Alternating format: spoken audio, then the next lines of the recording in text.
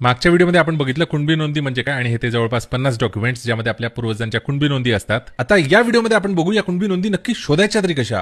Video मोठा आहे त्यामुळे एक कप कॉफी सोबत घ्या, शेवटपर्यंत बघा, सेव्ह आणि शेअर नक्की करा। सगळ्यात आधी आपल्या वडिलांसोबत एका जागी शांतपणे बसून एका पेपरवरती आपली वंशावळ लिहून काढा। आपले वडील, आजोबा, पणजोबा, खापर पणजोबा, त्यांचे वडील, आजोबा, पणजोबा, जितके जुने पूर्वज आठवता येतील तेवढे आठवा आणि त्यांची संपूर्ण नावं क्रमाने लिहून काढा। त्यानंतर आपले हे पूर्वज ज्या ज्या गावात वास्तव्याला होते त्या प्रत्येक गावाच्या जिल्ह्याच्या प्रशासनाच्या वेबसाईटवर व्हिजिट करा। सिंपली गुगल करा। फॉर एक्झाम्पल जर मी पुण्यात राहत असेल तर मी सर्च करेल पुणे जिल्हा कुणबी नोंदी। तुमच्या जिल्ह्याची लिंक समोर येईल। या वेबसाईटवर collector approved scan documents upload केलेले आहेत। तालुकानिहाय प्रत्येक गावाचे सुटसुटीत सबसेक्शन्स बनवले आहेत। तुमच्या अपेक्षित गावाचं नाव शोधा आणि लिंकवर क्लिक करा। माननीय न्यायमूर्ती शिंदे समितीने केलेलं काम, त्यांनी स्कॅन केलेले हे डॉक्युमेंट्स मला पीडीएफ स्वरूपात डाउनलोड करून घेता येतील। सगळ्यात आधी नोंदी याच डॉक्युमेंट्समध्ये शोधा। या मार्गाने जर का नोंदी मिळाल्या नाही तर याचा असा अर्थ नाही की तुमच्या नोंदीच नाहीयेत। नोंदी असतील पण त्या अजून स्कॅन झालेल्या नाहीयेत। स्कॅन करून तो डेटा अजून एनआयसी पोर्टलवर अपडेट झालेला नाहीये।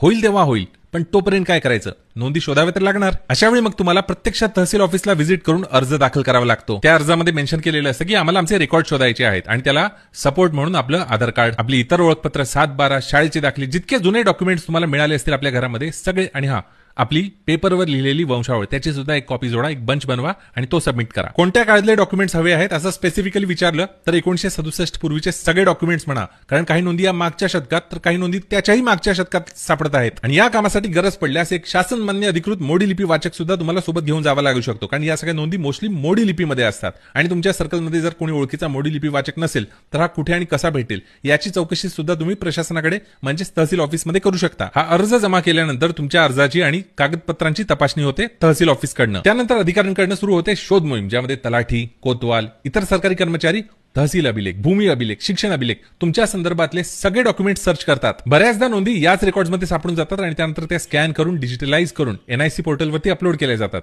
अनुभवी माणसाचं मार्गदर्शन नक्की घ्या, कारण की या प्रोसेसला वेळ लागतो, कमीत कमी 45 दिवस, मॅक्सिमम 3 ते 6 महिने। म्हणून आपलं काम सोपं करण्यासाठी आपल्या गावामध्ये, आपल्या नातेवाईकांमध्ये एक ना एक माणूस असा शोधा जो कट्टर जरांगे पाटील समर्थक असेल आणि त्यांनी स्टेप बाय स्टेप ही प्रक्रिया अनुभवली असेल। अनुभवी मार्गदर्शन यासाठी सुद्धा इम्पॉर्टंट आहे, कारण तहसील ऑफिसमध्ये आपल्याला नक्की काय मागायचं आहे, टू बी प्रिसाइज, हे आपल्याला अनुभवातूनच कळतं। फॉर एक्झाम्पल पुण्यातल्या नोंदी या जास्त करून जन्म मृत्यू दाखल्यांमध्येच मिळतात, तर मराठवाड्यातल्या नोंदी या नमुना 34 आणि 35 मध्ये मिळतात। प्रोसेससाठी बेस्ट ऑफ लक। आणि ज्यांना कोणाला नोंदी ऑलरेडी सापडल्या आहेत त्यांनी थँक्यू बोलायला मुंबईला 29 ऑगस्टला पाटलांना भेटायला नक्की यायचं। जय शिवराय।